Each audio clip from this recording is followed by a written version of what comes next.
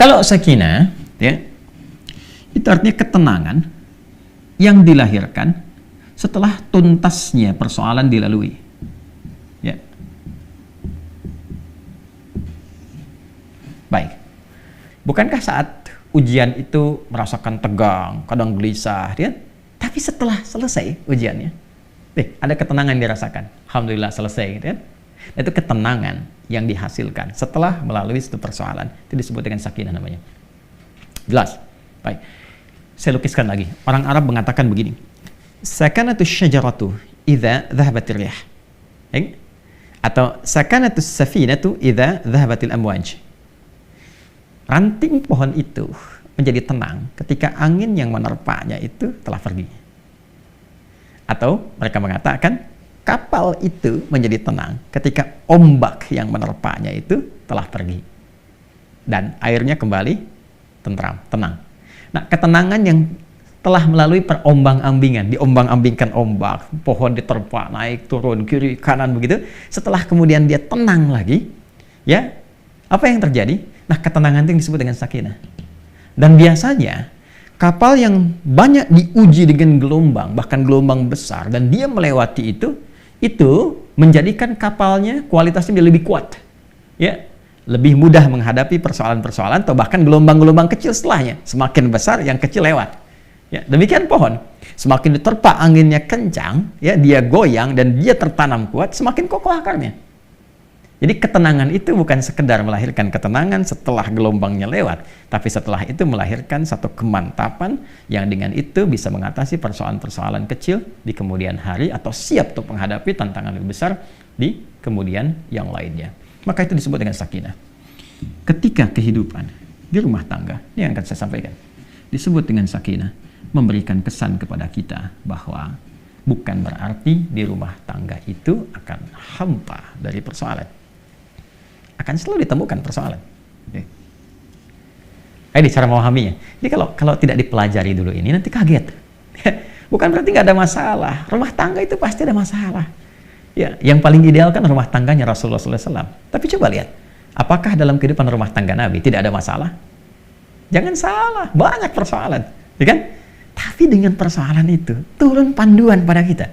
Turun ayat, turun hadis, mengatasi ini bagaimana. Ya, kalau salah persoalan pemahaman bagaimana, salah komunikasi bagaimana, meluruskan yang ini bagaimana. Kalau ingin cari teman cerita ke siapa, kalau mengadu belum ketemu suami istri ke siapa mengadunya, ada semuanya. Gitu. Dan pahami ketika Allah menitipkan satu persoalan dalam kehidupan rumah tangga, pada hakikatnya bukan ingin menjadikan kehidupan rumah tangganya bermasalah, tapi Allah ingin memberikan satu ketenangan, kedamaian, ya, yang dihasilkan setelah tuntas persoalan yang dimaksudkan. Makanya kehidupan rumah tangga kan kalau sudah masalahnya tuntas lebih tenang dari sebelumnya kan, ya, dan dahsyatnya lebih mengerti tentang sifat-sifat pasangan atau dalam keluarga. Setelah itu punya ilmu yang baru, punya pengetahuan yang baru, masukan yang baru, ilmu yang baru untuk mengatasi tantangan berikutnya. Itu dahsyatnya. Tapi problemnya begini, bagaimana cara kita bisa mengatasi persoalannya dengan mudah? Karena tidak sedikit masalah-masalah kecil di rumah tangga, ya kan, bisa menjadi besar dan menyebabkan persoalan serius ketika, maaf, seseorang tidak mengetahui cara menyelesaikannya. Yang ditampilkan kadang-kadang, ya, boleh jadi egonya. Yang ditampilkan kadang-kadang boleh jadi statusnya, bahkan juga hartanya, kedudukannya, dan sebagainya. Itu bukan solusi, teman-teman. Sepanjang ditampilkan kemampuan kemanusiaannya, maka sifat manusia selalu ingin bertahan dengan apa yang dimilikinya. Suami bicara A, istri bicara B. Ya, ayah bicara A, anak pun bicara B. Demikian seterusnya. Maka yang terbaik adalah kita mesti menanyakan kepada pengatur segalanya. Ini.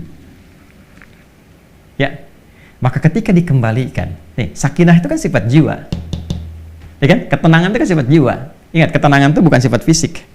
Ya, pikiran itu biasa, ya. Pikiran itu bekerja terus, berpikir itu terus, nggak berhenti, berpikir. Apa yang memberikan kegelisahan dan ketenangan pada pikiran? Jiwa. Jadi perintahnya di sini semua dalam jiwa kita. Kalau dia gelisah berarti dari nafsu, ya kan? Kalau dia tenang, nyaman berarti dari takwanya. Itu di jiwanya. Jadi pikiran itu normal saja. dia beraktivitas. Seperti fisik pun diperintahkan. Fisik tuh gimana perintah dari pikiran saja. Ya. Nah, apa yang memerintahkan pikiran dan mengisinya untuk mengarahkan apa yang harus dilakukan itu, maka itu dari jiwa. Maka itu saya sering katakan, jiwa yang tenang akan melahirkan pikiran yang cemerlang dan aktivitas yang membahagiakan. Itu poinnya. Boleh bikin status tuh. Ya. Nah, balik ke sini. Karena ketenangan sifat jiwa, yang punya jiwa siapa? Yang punya nafas siapa? Allah. Ya. Makanya sering kita katakan kan, ya, mengikuti doa Nabi sallallahu alaihi wasallam, ya muqallibal qulub, ya tsabbit qulubana ala dinik, ala iman.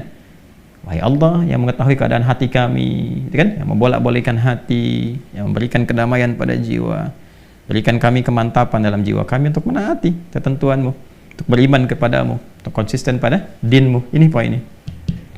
Nah, sekarang bagaimana caranya kita bisa belajar untuk menenangkan jiwa sebelum menghadapi persoalannya? Ini poin besarnya. Jadi ada orang-orang tertentu yang Allah berikan ketenangan paripurna dalam jiwanya, sehingga ketika dihadapkan pada masalah itu, dia bisa menyaring persoalannya, menjadikannya lebih kecil.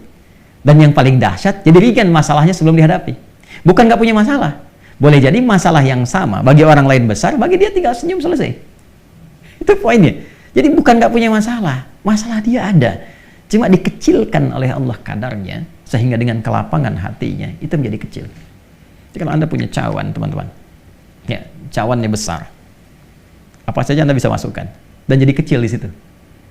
Tapi kalau cawannya kecil, ya, yang kecil pun jadi besar. Garam sedikit itu asin semua. Nah, ada orang-orang yang jiwanya dilapangkan oleh Allah, sehingga ketika dia menghadapi satu persoalan, perbedaan dengan pasangannya misalnya, ya kan, melihat keadaan anak dan sebagainya, dia bisa melihat dengan hikmah. Allah lapangkan keadaan hatinya. Kenapa begini?